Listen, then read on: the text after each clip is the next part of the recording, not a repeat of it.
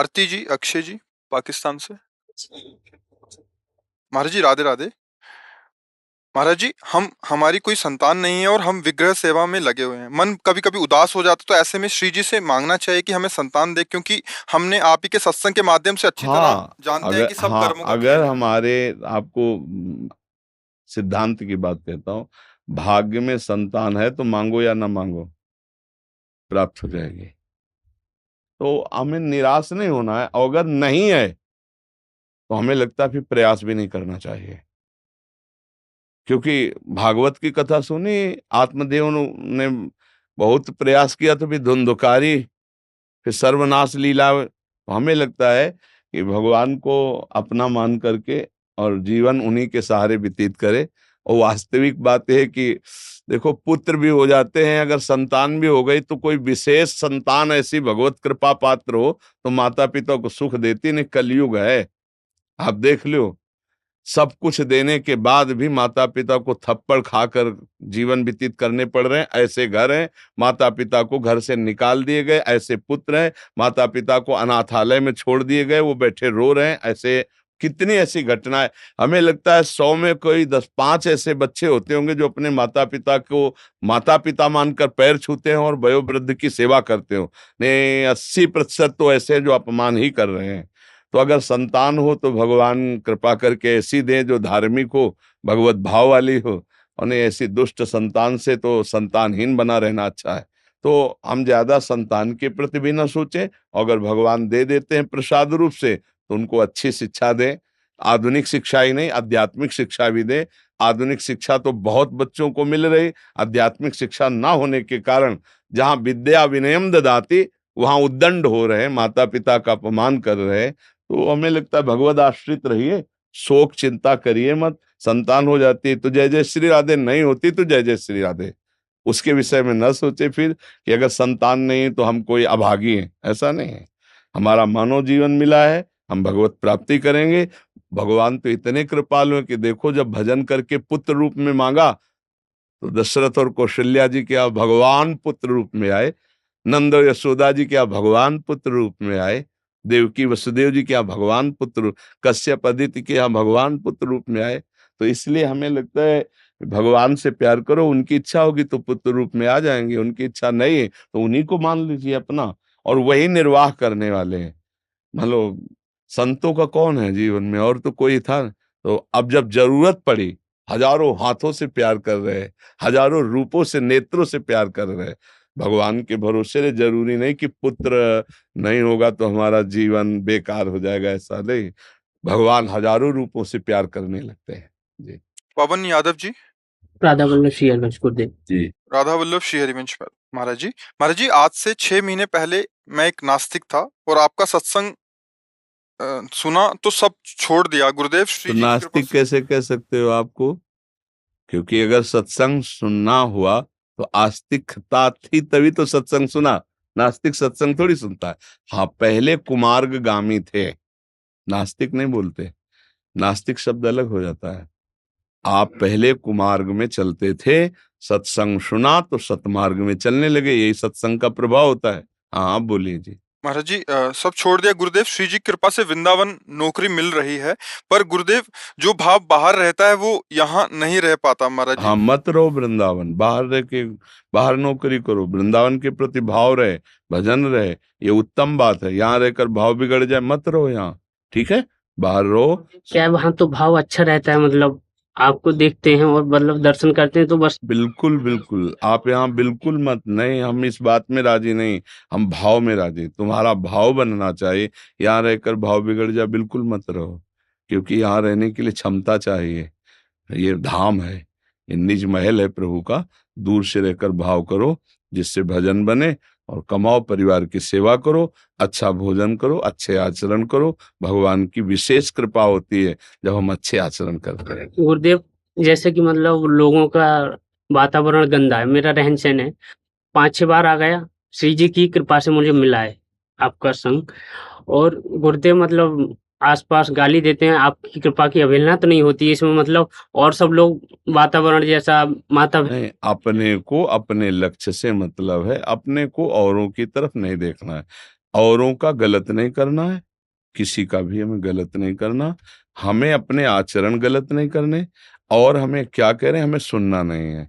हम सतमार्ग के पथिक तभी बन सकते हैं जब हम किसी की सुने ना। अगर हम किसी के कमेंट सुनेंगे तो वो हमारे विषय में क्या टीका टिप्पणी कर रहा है, फिर हम नहीं चल पाएंगे। हमको संत सदगुरुदेव शास्त्र सम्मत आचरण करने, दूसरों की बात सुननी नहीं, दूसरों को कटु वचन बोलना नहीं, दूसरों की अवहेलना करनी नहीं। समझ रहे हो? ऐसे बहादुर बनकर इस मार्ग में चला जाता है। दूसरे हमें सपोर्ट करें ऐसी आशा भी मत रखना। सतमार्ग का सपोर्ट कोई बिरला ही करता है, नहीं तो गिराने के लिए तो मिल जाएंगे, सपोर्ट करने वाले नहीं मिलेंगे। इसलिए हम किसी मित्र को सपोर्ट के लिए तो सोचे ना, भगवान और भगवान के जनों का ही सपोर्ट होता है इस मार्ग में, और बहादुर बनकर अकेले चला जाता है इसमें। हाँ, सतप्रकाश जी पंजाब से।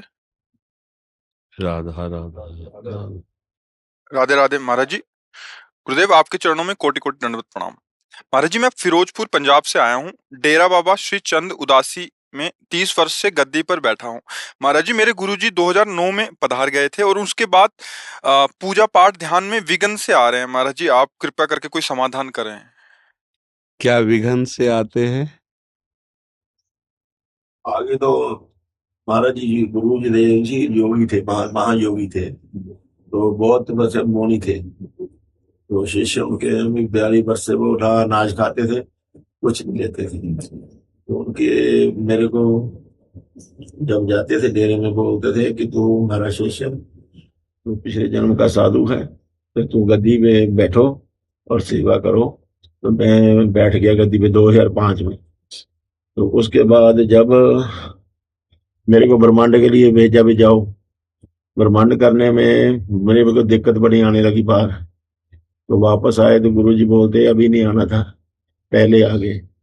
तो ऐसा नहीं होना चाहिए था। तो फिर मैंने कहा गुरुजी गलती होगी। तो फिर गद्दी पे बैठ के आगे बोलते यहीं बैठ के अब वेद शास्त्र पढ़े मैंने, जो उन्होंने बताया कि ये ग्रंथ पढ़े, महाभारत पढ़ा, भागवत पढ़ा, गीता पाठ किया, सभी शास्त्र पढ़े, वेद भी मैंने पढ़े, सब करते हैं, उनका ध्यान भी करते हैं। लेकिन दिक्कत आ जाती है भी अभी ध्यान में, जो पहले बोला था उन्होंने भी ऐसा समय आएगा कि तू अपने आप चलता देखेगा। कि तेरे पे समय ऐसा आएगा बेटा कि तू जब जाएगा, जब भी तो चलेगा तो चलता चलता देखेगा मैं यहाँ बैठा हूँ, शरीर कहीं है मैं और आत्मा कहीं जा रही है। ऐसा समय आएगा। तो वो अभी तक आ नहीं रहा, तो गुरुजी तो चले गए, तो पछतावा रोने के लिए नहीं, अब ऐसा अनुभव नहीं करना है कि गुरुजी चले गए तो पछतावा है। जो आत्मा है वही गुरुदेव है।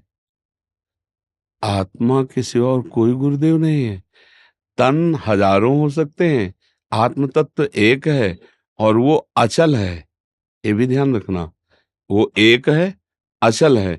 वो देखता है चल को, उसके ही पार। जैसे चुंबक लोहे का ऐसे हम पर्दे के पीछे रख लें और लोहे की वस्तुएं रखें, तो चुंबक हम जैसे, तो वो चलायमान दिखाई देंगी लोहे की वस्तुएं। अचल चुंबक के आकर्षण से वो चलायमान होती है। ऐसे आत्मशक्ति के चैतन्य चेतना से ये पूरा जगत चल रहा है। वो एक है, वो आत्मस्वरूप है, वो अचल है, वो अविनाशी है, वो निर्विकार है। उसमें कभी कोई विकार होता ही नहीं है। तो विक्षेप शब्द तो ना सोचो। और गुरुजी चले गए, अब ऐसा मत सोचो। आप में ही गुरुजी विराजमान हो गए। आप गुरु गादी पे बैठे, आप गुरु स्वरूप हैं, आप में गुरुदेव विराजमान है। पर यह है कि आप अपने गुरुदेव को अभी पहचान नहीं पा रहे हैं, इसलिए आपको वियोग लग रहा है। बोल सकता हूँ, बोलूं? बोलो। वो तो वैसे मैं जब अनुभव करता हूँ तो उसमें लिखा बताया है कि जो मैं हूँ वो मैं खुद परमात्मा हूँ और कोई परमात्मा नहीं है जी। जो मैं हूँ वही परमात्मा है, वो मैं ही आत्मा, हरि और मैं दो नहीं एक हूँ, इसमें कोई अंतर नहीं है। लेकिन बाहर ढूंढने से कुछ नहीं है, जो कुछ है मैं ही हूँ, मैं आप ही हूँ। तो वो मन में आ जाता भी मैं कैसे हूँ, फिर आ जाता दिक्कत आती, क्योंकि अनुभव नहीं हुआ ना, अनुभव नहीं हुआ। हाँ, जब मैं था तब हरि नहीं और अब हरि है, तो मैं ना है। तो अब इस भेद को तो अभी मिटा नहीं पाए ना। तो यही चीज क्या है कि शास्त्रों का ज्ञान होना अलग चीज है और अनुभव होना अलग चीज है। जब अनुभव हो जाएगा तो जैसे कहा कि बेटा तेरा शरीर चलेगा और तू देखेगा कि वो चल रहा है। तो अभी आप वहां नहीं पहुंच पाए, जो गुफा है। अभी आज की सत्संग सुना क्या? आखिरी में हमने एक बताया था कि एक मकान मकान में, कमरा कमरा में एक भूइधरा की गुफा, उसमें बैठा है और वो जो बैठा है वो तू ही है और तू जो है वो चिदानंद है। चर्चा हुई थी आज एक कान में। बस वही हमारा स्वरूप है, वहां हमारी पहुंच नहीं हो पा रही। तो आप कृपा करें महामा। अच्छा, ये क्या है, ये सवाल अपने से ही सुलझेगा। इसमें इसमें सुलझना अपने को ही। भोलेपन में गुरुजी के मैंने एक बार पूछा, मैंने कहा गुरुजी ब्रह्मा बड़े हैं, विष्णु बड़े हैं कि शिव बड़े हैं? तो गुरुजी बोले उनसे तुम बड़े हो, तुम ब्रह्मा विष्णु महेश से तुम बड़े हो, अपनी पहचान आप करो। जी, बस गुरुजनों के रहस्य को समझ जाए, गुरुजनों के वचन को समझ जाए और समझ के अनुभव कर ले। तो देखो एक चीज समझना है, ब्रह्म है, आत्मा है, समुद्र, और ये सब उसकी तरंगे हैं। बस कृपा करो जी, आप इतनी श्रद्धा से आया हूँ। मेरे मेरे तो आप ही सब कुछ गुरु जैसे एक ही दिखाई देते हो, आप वैसे ही आप हो जैसे गुरु थे। ये तो आपकी पावन दृष्टि महाराज जी, मैं तो आपका बालक हूँ। भोले ब्राह्मण के घर में पैदा हुए हैं तो राधे कृष्ण कृष्ण ही करता हूँ मैं, कृष्ण कृष्ण।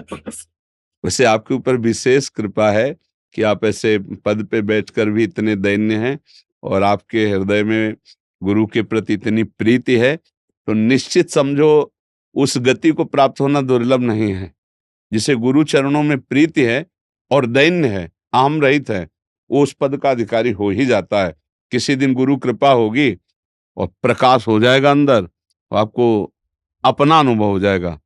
अपने से अपना जहाँ अनुभव हुआ तो खाते पीते चलते उठते बैठते सोते जागते हुए भी आप क्रियाहीन हैं, केवल हो रहा है ये आप देख रहे हैं।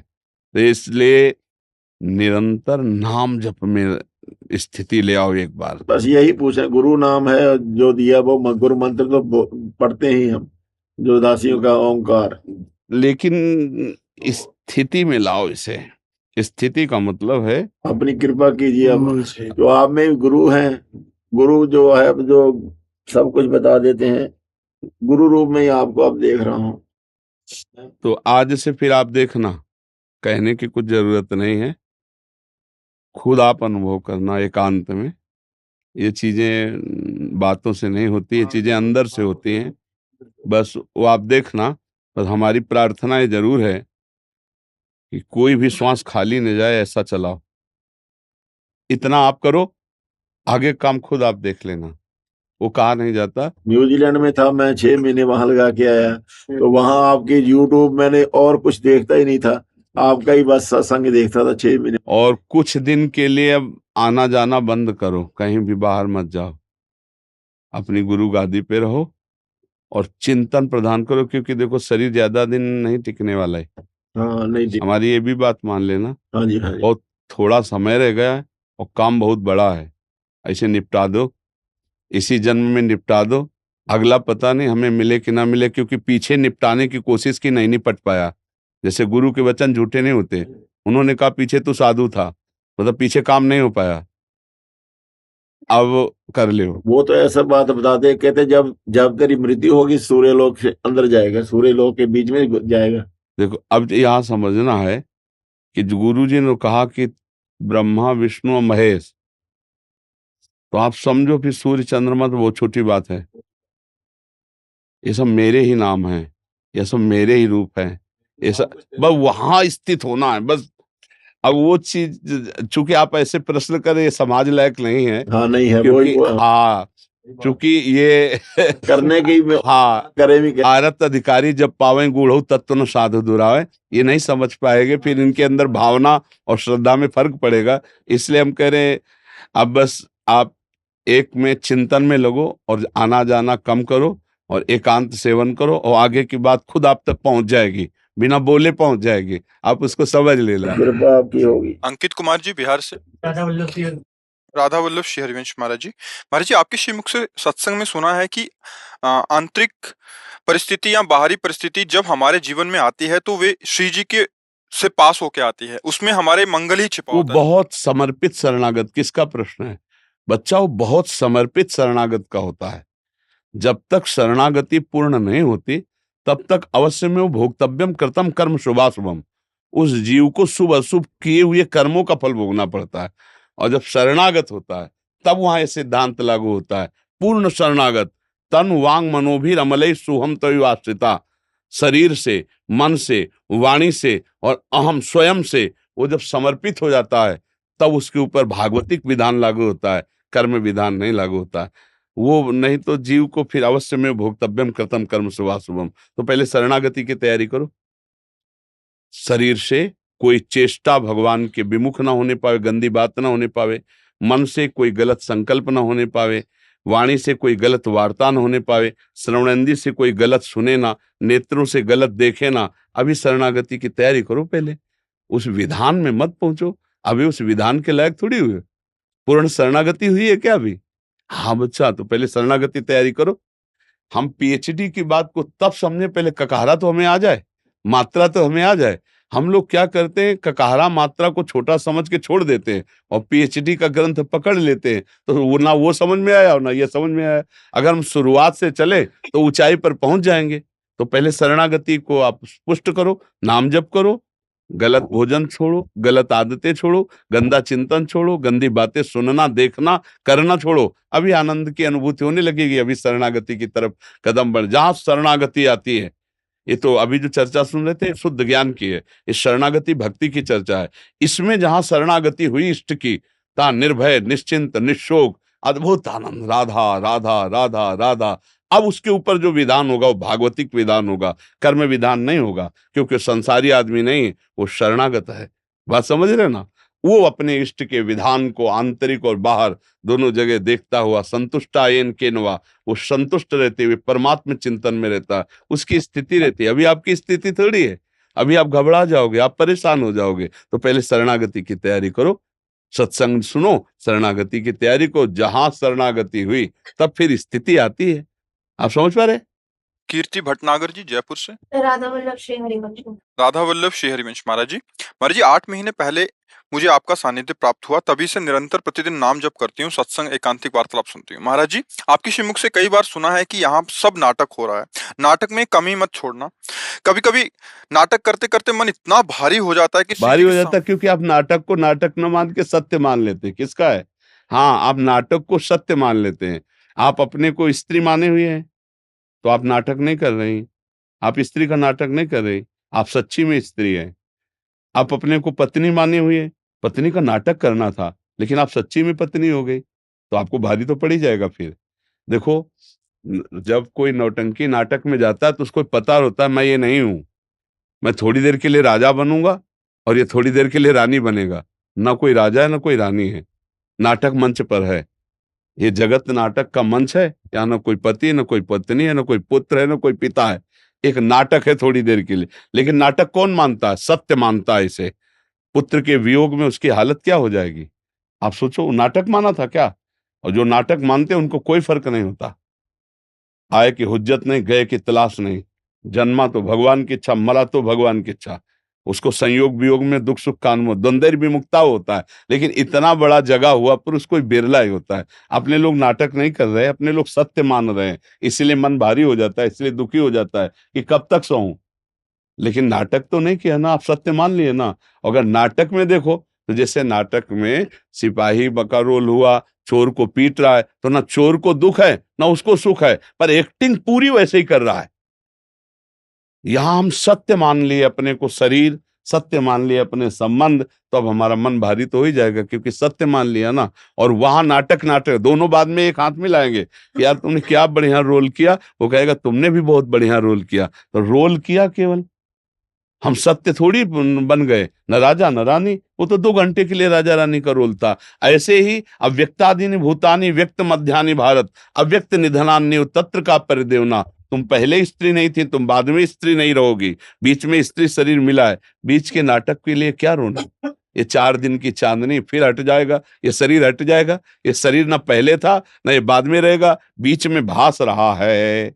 इस भासने का अगर अपना कर्तव्य पालन कर लो और खूब नाम जप करो तो मन कभी भारी नहीं होगा। आप कर्तव्य में चूक करेंगी, भजन करेंगे नहीं तो मन तो भारी हो जाएगा, मन फंस जाएगा माया में। इसी का तो नाम माया है। समझ पा रही बच्चा? हाँ, अभी नाटक नहीं कर रहे, अभी सत्य में हो तभी मन भारी हो गया। नाटक में परेशानी नहीं होगी। महाराज जी, उदाहरण के तौर पे नाम जप में मैं 2 घंटे करती हूँ रोज। हमारा घंटे से तात्पर्य बच्चा नहीं है, फिर हमारी बात को तुम समझ नहीं पाओगे।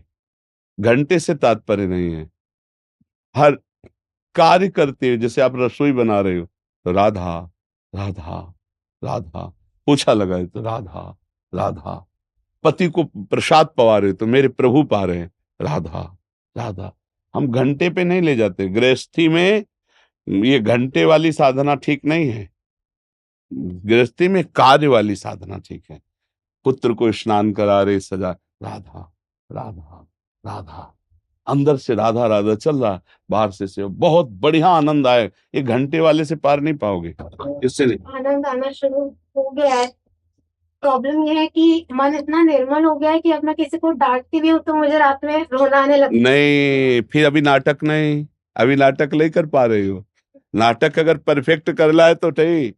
देखो, तुम तो 2 घंटे भजन करती होगी, अपने लोग बचपन से किए हैं। अगर जरूरत पड़ती तो मानो सैकड़ों से जवान साधक हैं, अगर जरा सी चूक हुई तो गुस्सा नहीं है, पर हमें गुस्सा का नाटक।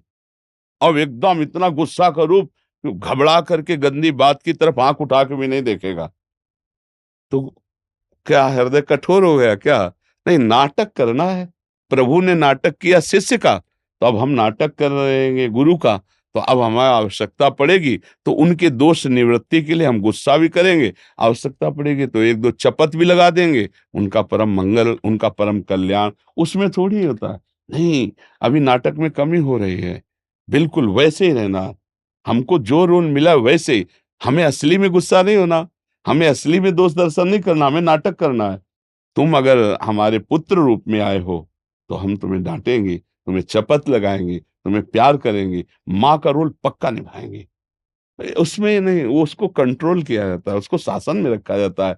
ऐसे तो फिर, अगर ऐसे तो फिर लुट जाओगी, संसार का स्वरूप है, परेशान हो जाओगी।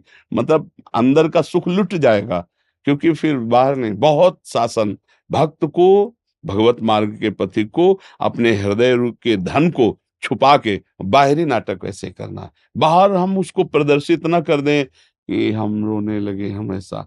हाँ, कभी भाव आता है वो अलग की बात है, लेकिन हमें जब सेवा का भाव आएगा तो हम बड़े प्रवीण होकर वैसे सेवा करेंगे जैसे एक संसारी आदमी करता है। तभी हमारा नाटक सही माना जाएगा, नहीं तो फिर गड़बड़ हो जाएगा। संसार में रहकर बहुत अच्छी तरह भजन हो सकता है, केवल उसकी प्रक्रिया जान ले, उसकी युक्ति जान ले। पति पत्नी पुत्र परिवार के बीच में रहकर भजन करके वो भगवान को प्राप्त कर सकता है। समझ पा रहे हैं आप? हाँ, ये जरूर मानते हैं कि हृदय द्रवित होता है, पर उस द्रवित हृदय में विवेक भी तो होता है। विवेक के द्वारा हम उसके कंट्रोल करते हैं, उसे शासन में रखते हैं, और हम जैसा व्यवहार चाहिए वैसा व्यवहार करते हैं। ऐसे चलिए आप जी। विजय विक्रम सिंह जी, अमेठी से। वल्लभ प्रिय रविंद्र। राधा वल्लभ श्री हरिवंश। पूज्य गुरुदेव, आपके चरणों में चरण स्पर्श। महाराज जी, इनका शायद एक प्रश्न है कि राजनीति में मतलब भ्रष्टाचारी और अपराधी धनवान के सहारे जल्दी उच्च पद प्राप्त कर लेते हैं, एक सच्चे और ईमानदार के लिए हमारे यहाँ राजनीति- प्रश्न का उत्तर पर्सनल साधना का दिया जाता है। हम समाज के लायक नहीं हैं। हमारे पास जो आ गया और वो अपना पर्सनल उत्तर करता है तो हम उसे उत्तर देते हैं। समाज में क्या हो रहा है इसके उत्तर के लिए और कहीं प्रश्न किया जाए हम उत्तर नहीं दे पाएंगे। हम उत्तर देते हैं पर्सनल। आपको साधना में क्या परेशानी है, आपको भगवत उपासना में क्या परेशानी है, या आप राजनेता हैं तो आपको पर्सनल क्या परेशानी है, उस पर हम उत्तर देते हैं। समाज में भ्रष्टाचार हो रहा है, इसका उत्तर नहीं देते। भ्रष्टाचार समाज में जानते हो कौन करता है? हम ही आप। अगर हम आप सुधार अपना करना शुरू कर देना एक एक, तो भ्रष्टाचार खत्म हो जाएगा। हम उसको अंगुली कर रहे हैं, वो भ्रष्टाचारी, वो उनको अंगुली कर रहा है, वो भ्रष्टाचारी। हम अपने आचरण सुधार लें तो हमारा सब भारत पूरा सुधर जाएगा। हम अपना सुधार लें, आप अपना सुधार लो, आप अपना सुधार लो, तो हमारा एक समुदाय सुधरना शुरू हुआ तो धीरे धीरे पूरा समुदाय सुधर जाएगा। हम लोग क्या है, हम दूसरों को अंगुली करते हैं कि वो चोर है, लेकिन हम खुद चोर हैं, हम चोरी नहीं सुधार पाते। हमारी थोड़ी कड़वी बात लगेगी, हमारा उद्देश्य है एक एक सुधरो, सब सुधर जाएंगे। भ्रष्टाचारी बनाता कौन है? आप ही बनाते हैं। भ्रष्टाचारी बनता कौन? आप ही बनते हैं। आप बनाना और बनना छोड़ दीजिए तो हमारा भारत भ्रष्टाचार रहित हो जाए। खुली बात है। भ्रष्टाचारी को कौन बनाता है? अपने लोग ही तो बनाते हैं। तो भ्रष्टाचार बनता कौन है? अपने में से एक बन जाता है। तो उसी का हमें सुधार करना है। अच्छा, हमारे यहाँ क्या है, चूंकि अध्यात्म की चर्चा होती है तो हम उससे राजनीति तौर तरीके पे नहीं ले जाना चाहते। यहाँ अगर कोई राजनीतिक भी आता है तो पर्सनल बोलिए, आप अपने पद में क्या त्रुटि कर रहे हैं, आपको क्या सुधार करना है, उस विषय में बोलिए, तो हमारी चर्चा रंग लाएगी। हम कभी ऐसी नहीं चर्चा कि महाराज समाज में ये हो रहा है तो हम क्या करें, हम चुप हो जाएंगे। आप बोलिए समाज में आपका क्या रोल है, आपको क्या सुधार करना है, उस विषय में हम चर्चा करते हैं। क्योंकि प्रेजेंट आप हमारे सामने हैं वर्तमान में, आप उत्तर लीजिए अपने को लेकर के। समाज को सुधार के लिए हम योग्य नहीं है। हाँ, समाज के सुधार के योग्य नहीं। और आज अगर समाज सुधर रही है, आपको अगर दिखाई दे रहा हो तो अगर समाज सुधर रही है तो वर्तमान के ही उपदेश से सुधर रही है। यहाँ किसी की निंदा नहीं, किसी की अवहेलना नहीं, डांट है तो आपको है, सामने बैठे हो। अब आप कोई भी हो, हमारे लिए उससे कोई फर्क नहीं पड़ता। आपका सुधार होना चाहिए। बड़े बड़े जज, बड़े बड़े वकील, बड़े बड़े अधिकारी बैठ करके तो अपना प्रश्न कीजिए, क्योंकि आप ही समाज हैं। आप सुधर गए ना तो समाज सुधर जाएगी। तो हमें लगता है हम लोगों को स्वयं का सुधार करें तो हमारी समाज सुधर जाएगी। समाज कौन है? हम ही चार लोग मिलके तो समाज है। समाज का नेता कौन है? हमारे में ही तो चार लोगों में एक तैयार होता है। तो हमारी बुद्धि भ्रष्ट है तो हम भ्रष्टाचार युक्त है, और सत्य है तो सत्य मार्ग के प्रतीक है। तो अगर हम चार सुधरेंगे ना तो हम 40 को लपेट लेंगे सुधारने में, और चार बिगड़ेंगे ना तो 400 को लपेट लेके बिगाड़ने में। आप देख लो ना, एक बच्चा गंदी आदत का होता है, सैकड़ों बच्चों को गंदी आदत सिखा देता है, और एक बच्चा अच्छा होता है तो सैकड़ों को संभाल लेता है। तो हमको चाहिए कि हम जो चार लोग सत्संग में बैठे, अगर यही सही हो जाए तो हम बहुत हिस्सा भारत का सुधार लेंगे। तुम चार को संभालोगे, तुम चार को संभालोगे तो हमारा भारत सुधर जाएगा। पर हम लोगों की बुद्धि मारी गई है, हम खुद सुधरना नहीं चाहते, दूसरे को सत्यवादी और हम झूठ बोले, दूसरा ब्रह्मचारी हो हम खूब व्यभिचार करें। हमारे लोगों की ये समझ हमको भ्रष्ट करती चली जा रही है। दूसरों के तो हम दोष वर्णन करेंगे, दूसरों को सुधारना चाहेंगे, लेकिन हम अपने को सुधारना नहीं चाहते। इसीलिए न उपदेश रंग लाता है, न प्रवचन रंग लाता है, और न किसी भी तरह का भाषण रंग लाता है। अगर हम अपने को सुधार के बोलेंगे तो तुम्हारी खोपड़ी में हमारी बात चढ़ जाएगी और जबरदस्ती आपका सुधार कर देगी। अगर हम सुधर के बोले ना, जो बोले और हम खुद अपने आचरण में वही उतारते हैं, तो आपके ऊपर भूत की तरह हमारी बात चढ़ जाएगी और आपका सुधार हो जाएगा। और अगर हम डुप्लीकेट बोलेंगे ना, हाँ, अंदर रुपए की चाहत है, अंदर भोगों की चाहत और वैराग्य की बात करेंगे, तो एक को भी वैराग्य नहीं चढ़ेगा, एक को भी हमारी बात नहीं रंग लाएगी। तो हमें लगता है समाज की छोड़े, हम अपने लोग अपना अपना सुधार करें तो समाज का अपने आप सुधार हो जाएगा, राष्ट्र अपने आप उज्जवल भविष्य वाला हो जाएगा। क्यों भाई, आप क्या प्रश्न करना चाहते हो? यही कह रहे थे कि एक ईमानदार आदमी राजनीतिक में कैसे सरवाइव करे। नहीं तो दूसरों, अगर आप केवल इतना प्रश्न करते तो हम ना बोलते। आपने कहा आज भ्रष्टाचार बहुत बढ़ रहा है, तो हर व्यक्ति, हर नेता के पास जाओ, अगर वो ईमानदार अपने को ना बोले तो हमें बताना।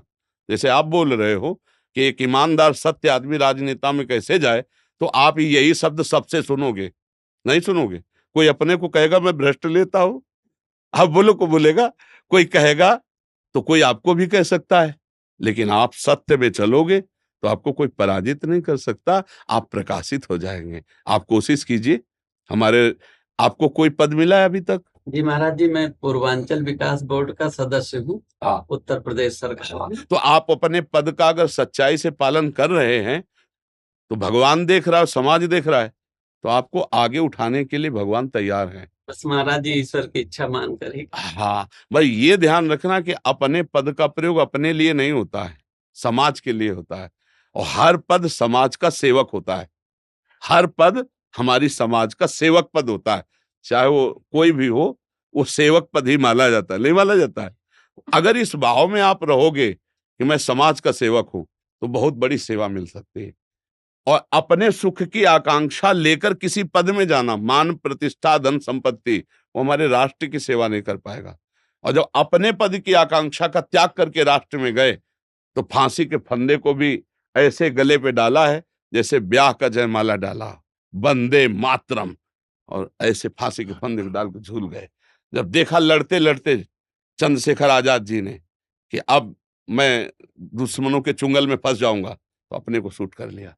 तुम जिंदा हमें नहीं पा सकते हो, हम भले मृत्यु को स्वीकार करें, पराजय को स्वीकार नहीं करते। राष्ट्र सेवा की भावना जागृत हो जाए तो प्राण बलिहार करना भी उसके लिए पुष्प जैसा होता है। ऐसे हमारे राजनेता हमारे राष्ट्र को सुख पहुंचा सकते हैं, लेकिन राष्ट्र पदवी का भोग करने की वासना वाला फिर तो नहीं हो सकता है, नहीं हो सकता ना। तो राष्ट्र पदवी के भोग का त्याग करके जो पद मिला है ईमानदारी से आप करो, आगे बढ़ाने वाले तो हरि हैं, वो आपको भी देख रहे हैं और समाज को भी देख रहे हैं। आप सच्चाई से पद मार्ग में चलो, कहीं कोई त्रुटि ना होने पाए तो आप आगे बढ़ जाओगे। पहला शब्द आपका निकला ना कि भ्रष्ट ने, तो इसलिए मुझे थोड़ा चिड़चिड़ा लगा कि मैं दूसरों को अंगुली ना करूं, दूसरों को अंगुली ना दिखाऊं। हम स्वयं आगे बढ़े तो हमारे आचरण दूसरों का मुंह काला अपने आप कर देंगे। जो असत आचरण से चल रहे हैं हम उदाहरण होंगे उनके, यदि हम सत्यता से चले, और कल अगर वो सुधर जाएं तो वो भी सत्य हो सकते हैं ना। तो दोषी कौन? जो दोषों को स्वीकार कर रहा है। अगर वो दोषों को छोड़ दे तो निर्दोष ना हो जाए, तो कोई भी भ्रष्ट नहीं है, कोई भी भ्रष्ट नहीं है। हमको कोशिश करना है कि हम ऐसा प्रमाण बने, ऐसा उदाहरण बने कि जो भ्रष्ट आचरण में वो भी भ्रष्टता का त्याग कर सच्चे देशभक्त बन जाए। तो हम सदैव ये कहते हैं किसी के ऊपर घृणा मत करो, किसी को दोषारोपण न, जैसे कोई शराबी है तो घृणा मत करो, उसे प्यार करो, उसकी शराब छुड़वा दो, बहुत बढ़िया आदमी हो गया, नहीं हो गया? हाँ, तो हमको क्या करना, अपने राष्ट्र को यदि उज्जवल और मजबूत बनाना है तो घृणा और नफरत से पहले हमको दूर उठना पड़ेगा। हमें जो भ्रष्ट है उनसे भी हाथ मिलाना होगा और अपने सत्यता के परमाणु उनमें डाल के उनकी भ्रष्टता हटानी होगी, तो वो भी हमारे देश के सेवक बन जाएंगे। ऐसा हमारा भाव रहता है कि हम सब बदल सकते हैं, हम सब सुधर सकते हैं। एक बार सुधरने की कोशिश की जाए और इतने महान बनिए अंदर से आध्यात्मिक कि सामने वाले का परिवर्तन कर दीजिए, सामने वाले को दोषारोपण न कीजिए, उसका परिवर्तन कीजिए। ये हमारे यहाँ का सिद्धांत है अध्यात्म का, कि हम किसी की निंदा न करें और निंदनीय दोषों को उसके दूर करवा दें। जैसे हम आपको देखें और हमें लगता है आप नहीं छोड़ पाओगे हम जो कह रहे हैं, तो हम भजन करेंगे और वो भजन आपको देंगे और फिर प्रार्थना करेंगे कि प्रभु इनकी बुद्धि शुद्ध कर दो। तो वो भजन और प्रार्थना दोनों आपका परिवर्तन कर दे, तो आप मान हो गए ना। यही तो हम चाह रहे थे। ये हमारा उद्देश्य रहता है। किसी को नीचा दिखाना या किसी की निंदा करना या किसी को भ्रष्ट कहना, ये हमारे पतन का कारण बन जाएगा। हमको उत्तम बनना है और हमारे राष्ट्र को उत्तम, हमारे राष्ट्र में जो भी हैं वो हमारे घर के हैं, कोई दूसरा नहीं है। अगर गलत है हमारा भाई तो हम उसको सुधारने की चेष्टा करेंगे, लेकिन है हमारा भाई, है हमारा भारतीय। हम उसको इस दृष्टि से नहीं देख सकते कि उसकी निंदा करें और उसकी हानि हो। हम चाहेंगे जैसे हमारा भाई गलत है तो हम उसको सुधारें और गलत रहित होकर के वो अच्छा आदमी बने। ऐसे हमारे राष्ट्र का हर नेता, हर समाज मेरा भाई है। भारत माता की हम एक संतान है सब। तो हम दोषारोपण ना करके उज्जवल भविष्य की उनकी कामना करें और स्वयं अच्छे आध्यात्मिक राजनेता बने। अध्यात्म और राजनेता दोनों मिलकर तब हमारा काम बनता है। ठीक है ना?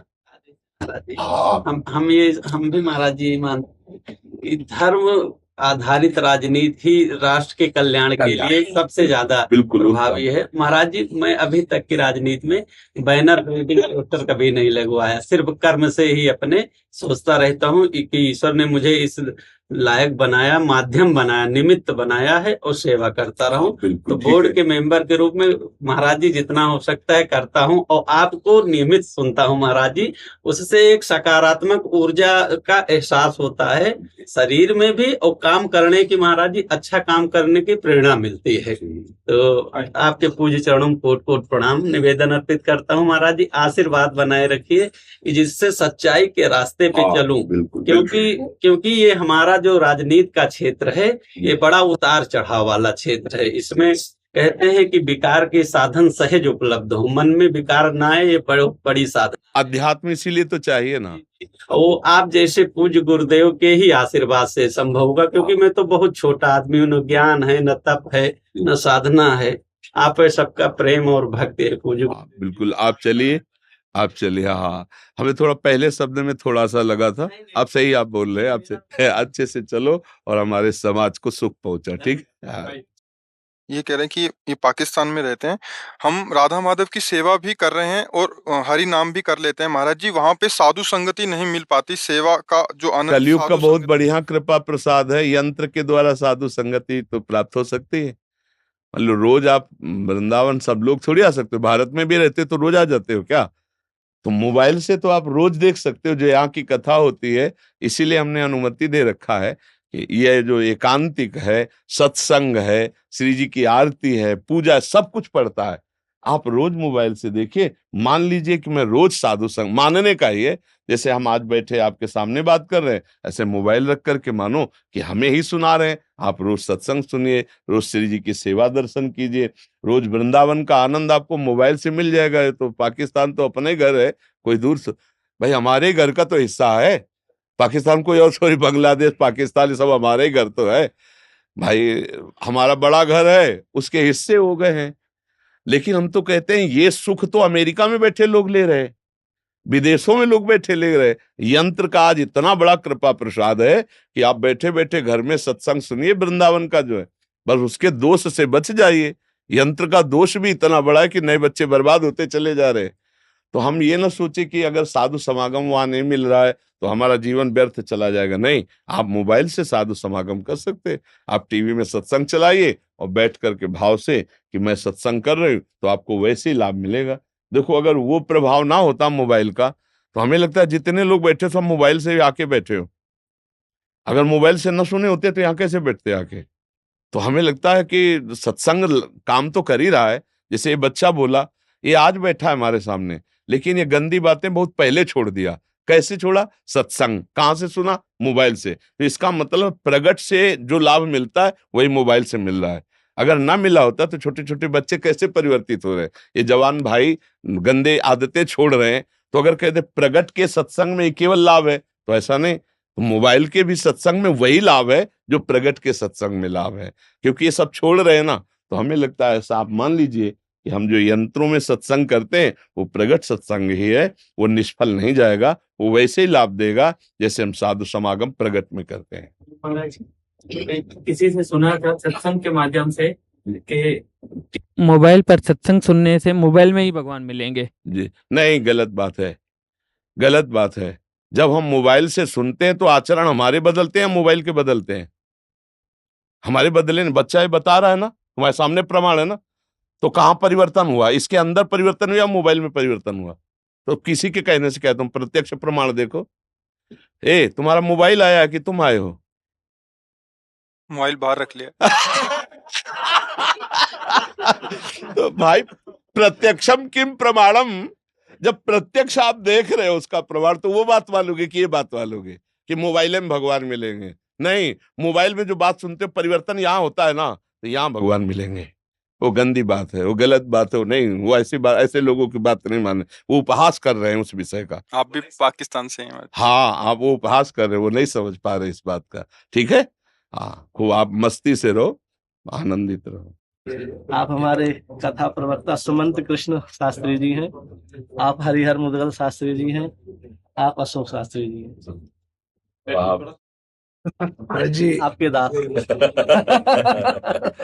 रमण रेती वाले महाराज जी के कृपा पात्र और काशनी नागेंद्र दत्त गौड़ जी महाराज वृंदावन में मोती झील में ही विराजते हैं। और सनातन संस्कृति के लिए बहुत बड़ी आपने मुहिम पूरे देश में सभी सनातनियों को जागरूक कर रहे हैं और धर्म के मार्ग पर प्रशस्त कर। जीवन का परम लाभ यही है, परम लाभ यही है कि हमारे द्वारा किसी का भी मंगल हो, किसी का हित हो, और इसका फल ये हो कि हम अखंड भगवद स्मृति को प्राप्त हों। क्योंकि ये सब जितने भी हमारे साधन के अंग हैं, उस अंग की पूर्णता प्राण शक्ति है स्मृति। जितना भी शास्त्र में साधन वर्णन किया गया है वो मानो शरीर का अंग वर्णन किया गया है, और जो शरीर का संचलन है वो जैसे प्राणों से होता है, ऐसे साधना का प्राण है स्मृति। यदि भगवद स्मृति विहीन बड़े से बड़ा साधन तो लोक लोकांतर के सुखों की प्राप्ति हो सकती है, लेकिन भगवत साक्षात्कार नहीं, भगवत प्राप्ति नहीं। इसलिए हर कार्य करते हुए अच्युत भावना से युक्त होकर स्मृति में डूबने का प्रयास किया जाए। वो चाहे नाम स्मृति हो या रूप स्मृति हो या लीला स्मृति हो या धाम स्मृति हो। अगर भगवद स्मृति का निरंतर तार नहीं चल पा रहा तो अभी हमारे जीवन में अधूरापन है। हमारे जीवन की पूर्णता भगवद स्मृति ही होगी। कोई भी हो, कहीं भी हो, कैसे भी हो, स्मृति परायण भगवत प्राप्ति का ही परम हेतु है। अनन्य चेता सततम यो माम स्मृति नित्य सहा तस्याहम सुलभा पार्थ। अगर ये अनन्य चिंतन नहीं है तो गोस्वामी जी कह रहे सो सब धर्म करम जरी जाऊ जहाँ न राम पद पंकज भाऊ। जोग कुजोग ज्ञान अज्ञानू जहाँ नहीं राम प्रेम परधानु। सब साधन कर यह फल सुंदर प्रभु पद पंकज प्रीति निरंतर। यस्य स्मरण मात्रेण जन्म संसार बंधनात् विमुच्यते नमस्तस्मै विष्णवे प्रभु विष्णवे। स्मृति मधुर मधुर स्मृति, अंदर ही अंदर भगवद स्मृति का तार अव्यावृत भजनात् अखंड स्मृति। फिर जितने भी धर्म कर्म हैं ये सब भगवत स्वरूप हो जाते हैं। हमारी स्मृति विषयाकार, हमारी स्मृति जगदाकार, हमारी स्मृति देहाभिमान से युक्त, देह संबंधों के सुखों में भोगों में कोई खास बात नहीं हुई जीवन में। बस ये बात देखो, भगवान की कृपा से अपने लोगों का मिलन होता है। जब द्रोही दीन दयालु राघो तो साधु संगति पाइए। साधुता का तात्पर्य होता है लक्षणों से, वेश से नहीं। तो जैसे अपने लोग भगवत गुणगान, भगवत दास हैं, सब भगवत यशो गायक हैं, उनके यश का गान करने वाले। तो हमारे जीवन का चरम लक्ष्य होना चाहिए स्मृति। भगवत स्मृति में डूबे हुए भगवत गुणगान, भगवत भाव से किसी की भी सेवा, और भगवान मुझे निमित्त बनाकर केवल कर रहे हैं, करना उनका है। एक मैं निमित्त मात्र हूं, कहीं भी अहम ना होना, यही हमारे जीवन की परम आध्यात्मिक संपत्ति है। अगर स्मृति विहीन मिनट गया वो बड़ी हानिकारक है। का हनुमंत विपति प्रभु सोई जब तो सुमिरन भजन न होई। स्मृति के साथ सेवा, सुमिरन स्मृति और भज धातु सेवायाम भजन, मतलब आपकी सेवा स्मृति के सहित। मतलब मामनिस्मर युद्ध च, मामलेश्वर युद्ध च, मेरी स्मृति स्मरण और अपने कर्तव्य का पालन। बस ये सार बात समझ में आई है। जो जहां है भूरिदा जना, जैसे भगवत चर्चा, भगवन नाम, भगवत स्मृति, ये सबसे बड़ा दानी जो स्वयं स्मरण करे और दूसरे को स्मरण कराए। पर वो तभी हो सकता है जब कथयंत च माम नित्यम और तुष्यंत च रमंत च। इसको बहुत आंतरिक भाव से समझना है। कथयंत च माम नित्यम, लेकिन तुष्यंत च रमंत च, उसी में तुष्यंती, जो बोधयंता परस्परम कथयंत च माम नित्यम, मच्चित्ता मदगत प्राणा बोधयंता परस्परम, तो कथयंत च माम नित्यम, मेरा ही कथन हो, और उसी में तुष्यंत च रमंत च। पर ये चीज थोड़ा हट जाती है।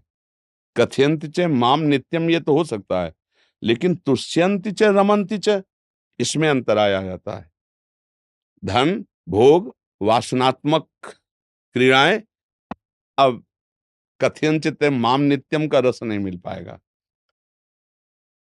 चौथी भगत मम गुणगन करे कपट तज कथयंति च माम नित्यम तुष्यंति च रमन्ति च, तुष्यंति च रमन्ति च। ये हमें ध्यान, और यही है स्मृति। जब उनकी रूप स्मृति में, उनकी लीला स्मृति में, ये परमहंस संहिता श्रीमद् भागवत ना इतनी समर्थ है कि और किसी साधन की जरूरत नहीं। इसके 7 दिन में स्पष्ट प्रेत भगवत पार्षद बन के विमान में जा रहा है, ले जा रहा है। बस देख लो, प्रश्न हुआ गोकर्ण जी का, ये कथा तो सबने सुनी, हल में भेद क्यों, एक विमान क्यों, सबके लिए क्यों ले आया? क्योंकि तुष्यंत च रमन्त च नहीं थे ये।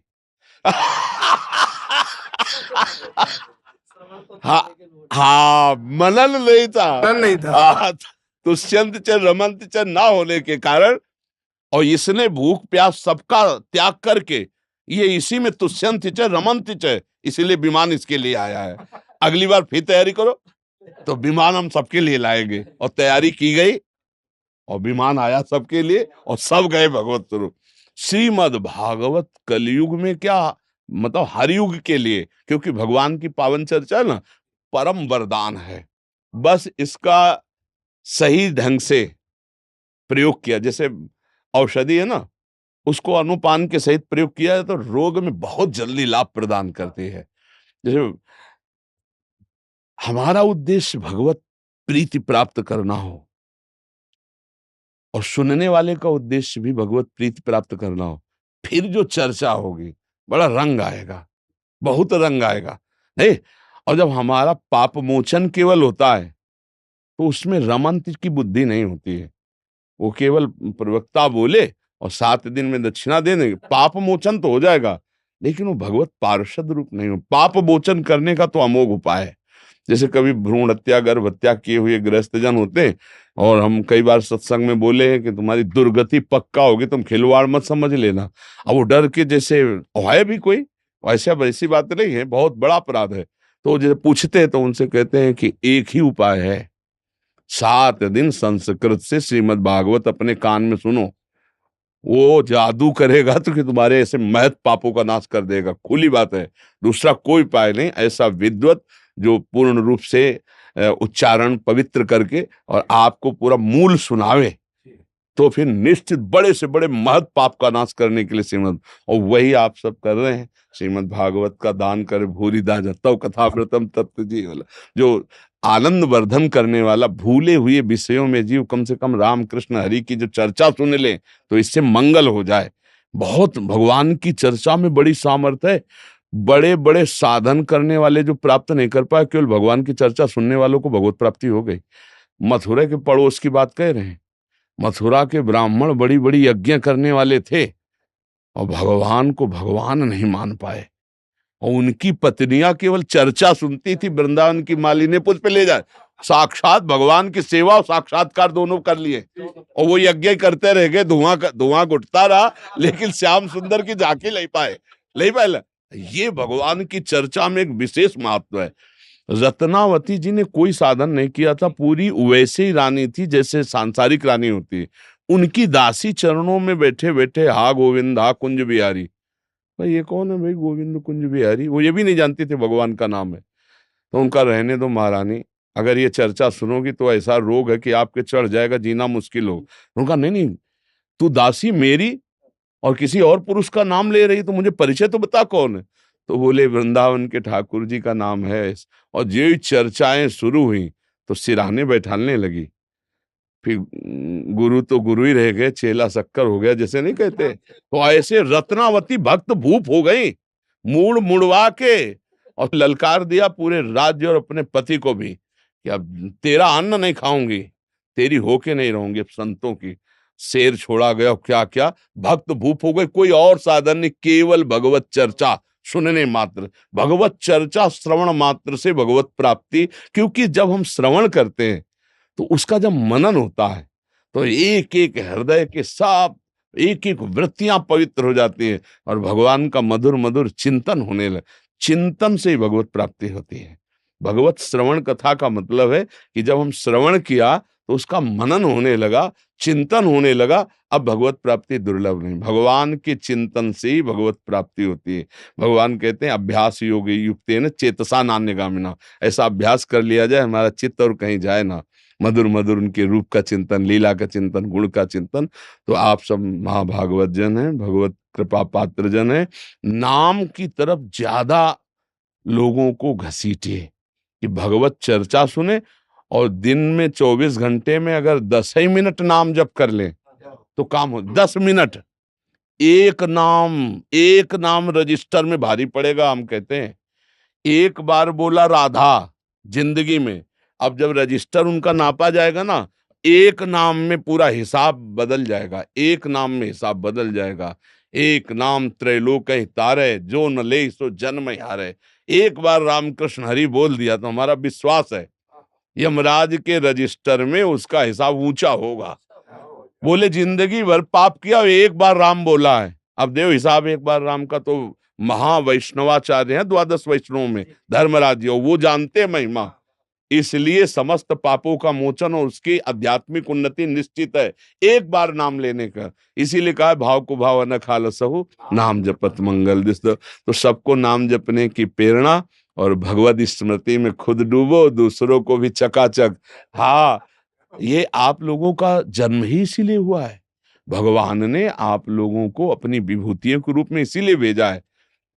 भगवत चर्चा जो हम सुना रहे हैं उसकी कीमत ही नहीं है, कोई दे सकता, कोई नहीं दे सकता। इसीलिए भूरिदा जना, बड़े दानी कहे गए भगवत चर्चा करने वाले। बस आप तुष्यंत च रमंत च पे ध्यान देते हुए और सबको नाम और रूप लीला धाम की महिमा सुनाइए, जगत मंगल कीजिए। आप स्वयं भगवान में डूबिए और दूसरों को भी डुबाइए भगवान के नाम रूप रस में। महाराज जी, हम तो बस ब्रजवासी हैं, तो आप महापुरुष संतों से यही ऊर्जा लेकर के फिर सब जगह वितरित कर। हम आपसे ऊर्जा लेते हैं ब्रजवासियों के टूक ही हमारी ऊर्जा है। ब्रजवासियों की चरण रज ही हमारी बैटरी चार्ज करते हैं। ब्रजवासियों की कृपा, जो कहते हैं ना हमारो बाबा, यही बात से हम हैं जी, हम है कि हमारे बाबा हैं। और दर्शन करके आएंगे, पतो चली स्वास्थ्य गड़बड़ हो तो फिर मैंने के कन्हैया ते राधा रानी से कृपा करेंगे। ऐसे आशीर्वाद बाबा हमें हजारों वर्ष तक देवे। और ऐसी क्रांति, क्योंकि महाराज जी युवाओं में, और मैं तो बाहर सब जगह जाता हूँ, सब में इतनी बड़ी एक क्रांति आई है सनातन और आपके प्रवचनों को सुन के कि लोगों में बहुत बड़ा रुझान हुआ है। लोगों ने मीट मांस मदिरा इत्यादि का त्याग किया है जी। और वो बहुत ही अच्छा है। तो हमने कहा कि ऐसे महापुरुष हमारे ब्रज में है, और ये राधा रानी ने बुलाया है, नहीं तो देवरा बाबा पल्ली पार बैठे थे जी जी। तो यहाँ चमत्कार नहीं है, यहाँ जो भजन साधना करेगा भैया वृंदावन वास मिलेगा जी जी। तो बाबा यहाँ ऊर्जा और सबको शक्ति प्रदान कर रहे हैं। और हम लोग महाराज जी ब्रजवासी आपके आभारी हैं, जो आप ब्रज में और वृंदावन में। इसमें उल्टा है कि हम ब्रजवासियों के आभारी कि उन्होंने टुकड़ा दे दे करके हमको ऐसा बना दिया, टुकड़ा दिया और चरण रज, दो चीजों से हमारा पावर है। ये रज यो ब्रह्म रुद्र शुक नारद भीष्म मुख्य रालक्षितो न सहसा पुरुषस्य तस्य सद्यो वशीकरण चूर्ण मनंत शक्तिम तम राधिका चरण रेणु मनुष्य मरामी। ये चरण रज, और भूख लगेगो मांग खाऊंगो गिनो न सांझ सवेरो, ब्रजवासिन के जूठ टूक और घर घर छाछ महेरो, उसी का चमत्कार है। ये जो राधा नाम प्रकट है ना, ये इसी रज रानी का प्रसाद हो, आपकी जूठन, आप ब्रजवासियों की, और यही राधा नाम की धूम है। सुबह जब हम आते हैं ना, 30,000 40,000 50,000 लोग खड़े होते हैं वहां कृष्णा शरणम से लेके यहाँ तक, और राधा राधा तो अब कभी कभी जो है ना आनंद अश्रु आने लगते हैं, जब नौजवान जो होते ना ऐसे 50-50 पंक्ति में खड़े राधा राधा जैसे बोले, वैसे अपनी उनकी अलग स्टाइल होती है। नौजवानों की राधा बोलने की स्टाइल अलग होती है उन्मत्त हो जाते हैं। हाँ, तब खड़े हो जाते हैं हम, और ऐसे होकर एकदम की प्यारी, जो कितनी कृपा है, कितनी कृपा है। ये सब नए बच्चे जो क्लब में जाके उपद्रव करने वाले, वो वृंदावन की गली में खड़े होकर राधा राधा बोल रहे। तो ये केवल कृपा है, ये कृपा की हवा चली है श्री जी के अनुग्रह की, वही सब प्रताप, यही साधुल विक्रीडतम। हाँ, तो वो सब राधा नाम के ध्वनि को सुन के सब दूर हो जाते हैं अपने आप। जय जय श्री राधे।